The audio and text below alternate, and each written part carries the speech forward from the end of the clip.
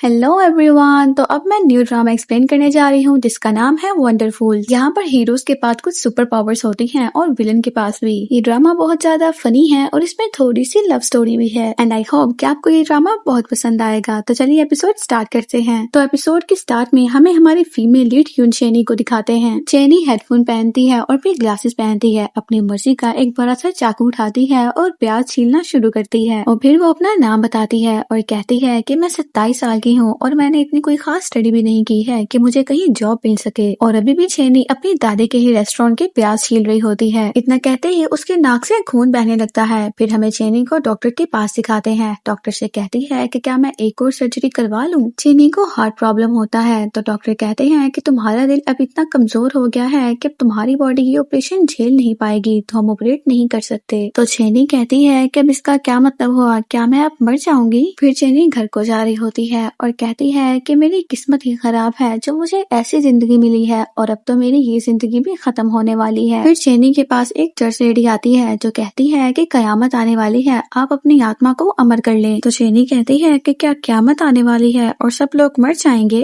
तो church lady कहती है कि जी हाँ, लेकिन कुछ गिने चुने लोग ऐसे होंगे जो नहीं मरेंगे, वो हमेशा के लिए अमर हो जाएंगे। तो चेनी कहती है कि क्या ये गिने चुने वाला काम पहले नहीं हो सकता, क्या ये थोड़ा सा जल्दी नहीं हो सकता। फिर आखिरकार उन लोगों की क्या गलती जो कयामत से पहले ही मर जाएंगे, तो कुछ करो ना, या फिर ऐसा करो कि कयामत को पहले ही ले आओ। आखिरकार मैं सबको मरता हुआ क्यों नहीं देख सकती, मैंने कोई गुनाह किया है क्या। तो चर्च लेडी जाने लगती है तो कहती है कि मैंने कोई तुम लोगों से जान तारे मांग लिए हैं या फिर जिंदा रहने का वरदान मांग लिया है। मेरी तो बस इतनी सी चाहत है कि कयामत आने तक मैं जिंदा रहूं, तो मुझे भी कयामत दिखाओ। फिर यूं ही चिल्लाते चिल्लाते उसकी हार्ट बीट तेज हो जाती है तो वो बैठ जाती है। फिर चेनी रोते हुए ये सब बातें बोल रही होती है कि मैं बस इतना ही तो चाहती हूँ, क्या मेरे लिए कोई इतना भी नहीं कर सकता। चेनी के पास एक छोटा सा बच्चा आता है और उसे कहता है कि क्या आपने कभी ब्लू वाली आइसक्रीम खाई है। तो चेनी उसकी आइसक्रीम खींचती है और खा लेती है और कहती है कि हाँ, अब मैंने खा ली। फिर चेनी वहाँ से चली जाती है और बच्चा रोने लगता है। फिर हमें यहाँ पर हमारे मेल लीड यून जॉन को दिखाते हैं। वो बच्चे के पास आता है और उसे लॉलीपॉप देकर चुप करवाता है। फिर यान सुक जो कि सिविल सर्वेंट है वो उन जॉन के पास आता है और कहता है कि ये इस एरिया में उल्टी खोपड़ी के नाम से मशहूर है। हार्टी हाउस किचन की जो ऑनर है ये उसकी पोती है। अगर तुम यहाँ पर सुकून से रहना चाहते हो तो इससे दूर रहना, सभी यही करते हैं। फिर हमें किम बोंगपाल को दिखाते हैं जो कचरे के ढेर के पास होता है और वहाँ से सामान उठा रहा होता है। उस कचरे के ढेर के पास एक वार्निंग बोर्ड भी लगा होता है कि यहाँ पर मत जाना और ना ही यहाँ पर कचरा फेंके। तो बोंगपाल को वहाँ पर एक साइकिल मिलती है, वो उसे निकाल रहा होता है लेकिन वो नहीं निकलती और फिर वो वहाँ पर पड़े हुए गंदे पानी में जाकर गिर जाता है। वो पानी बहुत ज्यादा बदबूदार और चिपचिपा होता है तो वो देखता है कि वो पानी एक टनल से आ रहा होता है और फिर देखते ही देखते बोंगपाल की वहीं पर मौत हो जाती है।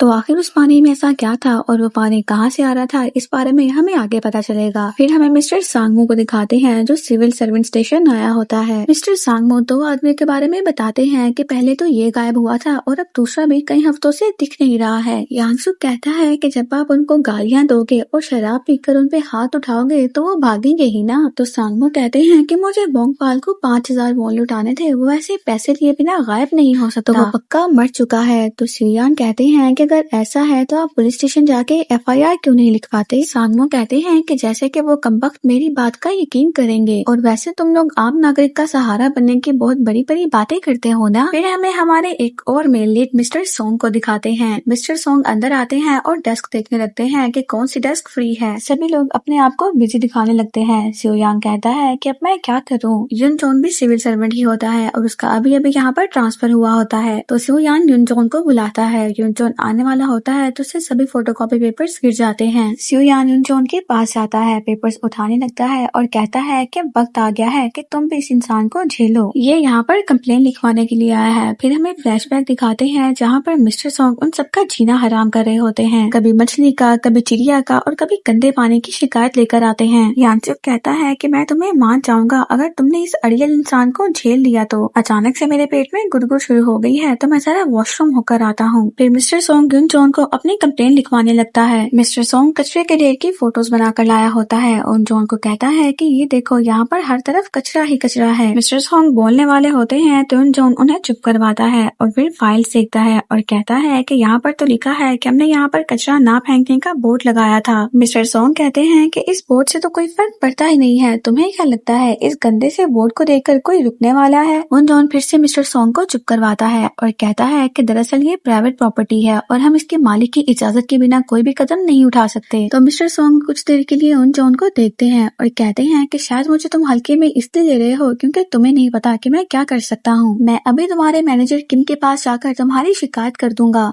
या फिर सीधा ऊपर जाकर मैं ये सब कुछ तुम्हारे डायरेक्टर को बता दूं। उन जॉन कुछ देर के लिए खामोश होता है तो मिस्टर सॉन्ग कहते हैं कि अब आएगी इसकी अकल ठिकाने पे। उन जॉन कहता है कि इस पूरे सिटी हॉल में टोटल 11 मिस्टर किम है और 4 डायरेक्टर ली हैं, तो आप किन से बात करना चाहेंगे? तो मिस्टर सॉन्ग कहते हैं कि क्या कहा, वैसे तुम ये मेरे सामने इतना ढेर सारा बनने की एक्टिंग क्यों कर रहे हो? फिर मिस्टर सॉन्ग हंसने लगते हैं। उन जॉन घंटी बजाता है और कहता है कि अगला कौन है? सांग भी वहाँ पर बैठे उन जॉन को देख रहे होते हैं। फिर जब उन जॉन अपना लंच कर रहा होता है तो मिस्टर सांगमू उसके पास आता है और कहता है कि तुम संभल के रहना, वैसे दूर से देखने से ये शायद बहुत ही सादा और सुकूनदार दिखता है लेकिन ये ऐसा है नहीं। जब इसको नजदीक से देखते हैं तो फिर इसकी सच्चाई का पता चलता है। आजकल बहुत सारे लोग गायब हो रहे हैं, ठीक 20 साल पहले की तरह जब दर्जनों बच्चे और बड़े गायब हो गए थे। 20 साल पहले जो कुछ भी हुआ था मैंने अपनी आंखों से देखा था और मुझे सब याद है और मैं ये सब तुम्हें इसलिए बता रहा हूँ क्योंकि तुम यहाँ पर नए हो तो तुम संभल के रहना। और फिर वो उन जॉन का सैंडविच और जूस उठाकर साथ ही ले जाते हैं और 20 साल पहले आखिर क्या हुआ था ये हमें आगे पता चलेगा। फिर जब सांगमो एक बिल्डिंग में बैठे खाना खाने वाले होते हैं तो चर्च लेडी कुछ आदमियों के साथ वहाँ पर आती है और उन्हें कहती है कि अपनी आत्मा को अमर कर ले। तो मिस्टर सांगमो कहते हैं कि क्या तुम्हारे पास कोई और काम नहीं है, जब देखो तुम यहाँ पर आ जाती हो।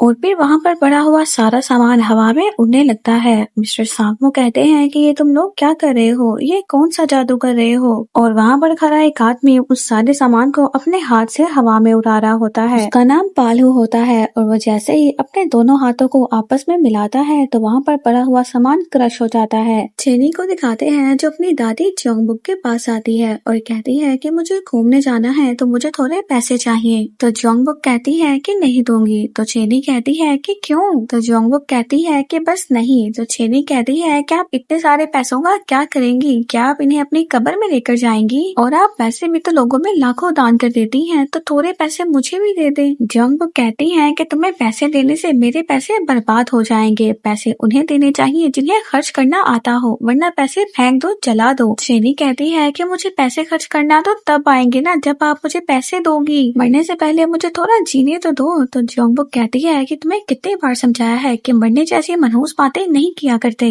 और क्या हुआ, क्या डॉक्टर ने कुछ कहा है? तो चेनी अपने दादू को परेशान नहीं करना चाहती तो झूठ बोल देती है और कहती है कि आखिर जिंदा रहने के लिए और रह क्या गया है मेरे पास, आपका जो दिल करता है आप वो करती हो, पर मेरा क्या? तो जोंगबुक कहती है कि तुम मेरी दादी हो या मैं तुम्हारी दादी, और जाओ जाकर ब्याज छिलो वरना तुम्हारी तनख्वाह से पैसे काट लूंगी, और अपनी दवाई भी वक्त से खा लेना, तुम रोज भूल जाती हो। चेनी कहती है कि पता भी है कि आप जैसी दादी की पोती होना कैसा है। तो जोंगबुक कहती है कि वो तो पता नहीं, लेकिन तुम जैसी पोती की दादी होना बहुत ज्यादा मुश्किल है। चेनी कहती है कि जो सोचा था वही हुआ, दादी ने तो मुझे एक फूटी कोड़ी नहीं दी। फिर चेनी अपने पिगी बैग से पैसे निकालती है जिसमें से कुछ ही पैसे निकलते हैं। फिर चेनी उन जगहों को देखने लगती है कि जहाँ पर उसने घूमना होता है और उसके पास पैसे कितने होते हैं। चेनी की बॉडी पे बहुत से निशान होते हैं, उसकी आंखों के नीचे हल्के होते हैं और उसके होंठ भी ब्लैक ब्राउन होते हैं, और ये सब कुछ उसके हार्ट प्रॉब्लम की वजह से हो रहा होता है। फिर चेनी अपनी मेडिसिन देखती है और कहती है कि मरने से पहले एक जगह तो मैं जाकर ही रहूंगी। फिर चेनी अपना सूटकेस पैक किए जाने लगती है। तो यहाँ पर हमें हमारे थर्ड मेल लीड रॉबिन को दिखाते हैं। रॉबिन कहता है कि तुम कहीं जा रही हो क्या?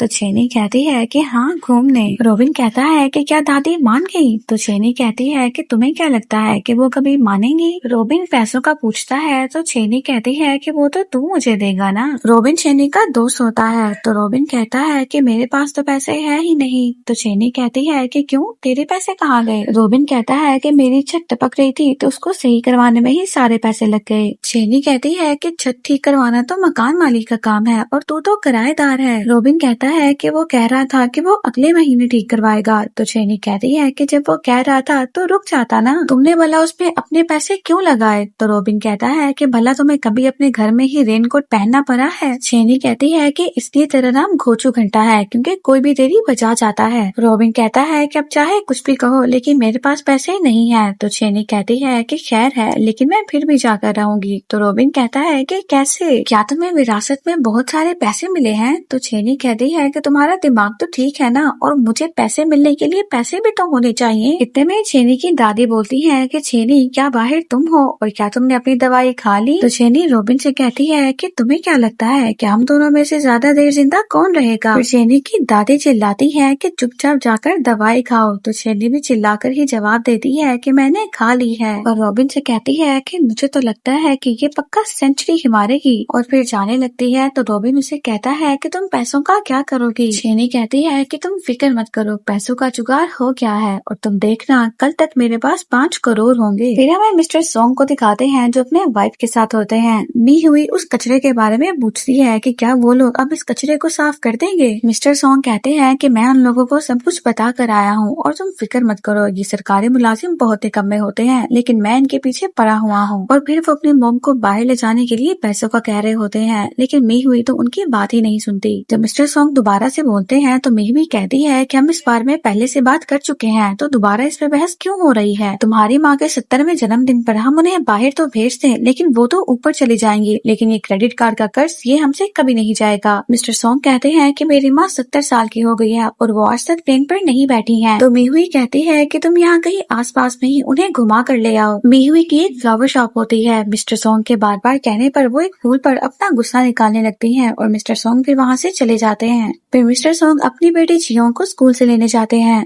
तो मिस्टर सोंग को उनकी मॉम की कॉल आती है। तो मिस्टर सोंग उनसे कहते हैं कि अभी तो आपके जन्मदिन में 3 महीने पड़े हैं, तो तब तक सब कुछ हो जाएगा, आप फिक्र ना करें। बात करते करते ही वो फिसल जाते हैं और उनका जूता उनके पाँव के बजाय टांग में आ जाता है। जियोंग भी स्कूल से बाहर आ चुकी होती है और अपने डैड को देख रही होती है। मिस्टर सोंग टांग से जूता निकालने की कोशिश करते हैं, लेकिन वो गिर जाते हैं। फिर वो उठते हुए जियोंग के पास जाते हैं, लेकिन जियोंग एम्बेरसमेंट से उनके पास नहीं जाती और अपने दोस्त के साथ वहाँ से चली जाती है। फिर मिस्टर सोंग को रॉबिन के घर के बाहर दिखाते हैं। रॉबिन भी घर में आ रहा होता है और कहता है कि छेनी को 5 करोड़ मिलने वाले हैं, क्या किस्मत है उसकी। फिर रॉबिन मिस्टर सोंग को देखता है तो डर जाता है। मिस्टर सोंग कहते हैं कि तुम्हारे घर में ऐसा क्या है जो तुमने ताला लगा कर रखा है? रॉबिन ताला खोलने लगता है और कहता है कि ताला मैंने इससे लगाया है ताकि कोई भी गंदी चीज हमारे घर के अंदर ना जाए, और खास करके तुम। जैसे ही रॉबिन घर के अंदर आता है तो वो देखता है कि उसकी छत से तो बारिश का पानी अंदर आ रहा होता है। रॉबिन जल्दी से अपनी चीजों को उठाकर पानी से साइड पर रखता है। मिस्टर सोंग कहते हैं कि तुम तो कह रहे थे कि तुमने अपनी छत अभी ही रिपेयर करवाई है। तो रॉबिन हंसते और रोते हुए कह रहा होता है कि हाँ मैंने करवाई तो है, और सारे पैसे भी इसी में ही चले गए। तो मिस्टर सोंग उसकी शक्ल देखते हुए कहते हैं कि ये तुम रो रहे हो या फिर हंस रहे हो। फिर हमें छेनी को दिखाते हैं जो अपने मुंह को छुपाती हुई शॉपिंग करने आई होती है। छेनी घूमने का कुछ सामान लेती है, वहाँ पर जुयोंग भी होता है। छेनी जब चाकू देख रही होती है तो वो जुयोंग से टकरा जाती है और उन दोनों का सामान नीचे गिर जाता है। जुयोंग छेनी के चाकू देखता है और उसका सामान देखता है कि ये क्या क्या ले रही है। छेनी की नजर जुयोंग के सामान पर जाती है जो कि तकरीबन किडनैपिंग का सामान होता है, और फिर वो दोनों ही एक दूसरे को शक की नजर से देखते हैं, अपनी अपनी चीजें उठाते हैं और चले जाते हैं। फिर जब छेनी पेमेंट के लिए काउंटर पर आती है तो वो लेडी उसे पहचान लेती है और कहती है कि क्या हुआ, क्या तुम घूमने जा रही हो? तुम्हारी दादी मान गई, चलो तुम लोग अब ध्यान से जाना। छेनी बस अपना मुँह छुपा रही होती है। फिर जब छेनी स्टोर से बाहर जाती है तो जुयोंग भी उसके पीछे ही होता है। छेनी अपना सूटकेस निकालती है और अपना सामान सूटकेस में रखते हुए जाने लगती है, और फिर जाते हुए छेनी के सूटकेस का टायर भी टूट जाता है। छेनी बहुत ही मुश्किल से सूटकेस को घसीटते हुए लेकर जा रही होती है। फिर उसे बोंगपाल की ट्रॉली नजर आती है तो कहती है कि ये बोंगपाल कहाँ है और ये आखिर ट्रॉली छोड़कर कहाँ चले गए, चलो मैं थोड़ी देर के लिए ले लेती हूँ। और फिर उस ट्रॉली से सामान निकालती है, और जैसे ही अपना सूटकेस उस ट्रॉली में रखने वाली होती है तो जुयोंग उसका सूटकेस पकड़ लेता है और कहता है कि ये तो बोंगपाल की ट्रॉली है ना। तो छेनी कहती है कि तुम क्या मार्केट के नए मैनेजर हो, ये लो, मुझे नहीं चाहिए। फिर छेनी अपना सूटकेस घसीटते हुए वहाँ से जाने लगती है। जुयोंग देखता है कि ये तो इतना बड़ा सूटकेस है। फिर जुयोंग छेनी का सूटकेस पकड़ लेता है और सूटकेस की जिप में किसी के बाल भी होते हैं। फिर जुयोंग के दिमाग में सभी बातें घूमने लगती हैं कि ये किसी सीरियल किलर का काम है, और मार्केट में छेनी ने तो बड़े बड़े चाकू पकड़े हुए थे, और जब यांग सुक ने कहा था कि ये शहर में उल्टी खोपड़ी के नाम से मशहूर है तो तुम जरा इससे दूर ही रहना, और मिस्टर सांगमो ने कहा था कि तुम संभल के रहना, इस शहर में बहुत से लोग अब गायब हो रहे हैं। और फिर जुयोंग को लगता है कि शायद इस सूटकेस के अंदर भी किसी की लाश है। तो फिर आखिर छेनी के सूटकेस के अंदर से क्या निकलेगा और जुयोंग क्या करेगा, ये हमें नेक्स्ट पार्ट में पता चलेगा। See you in the next part.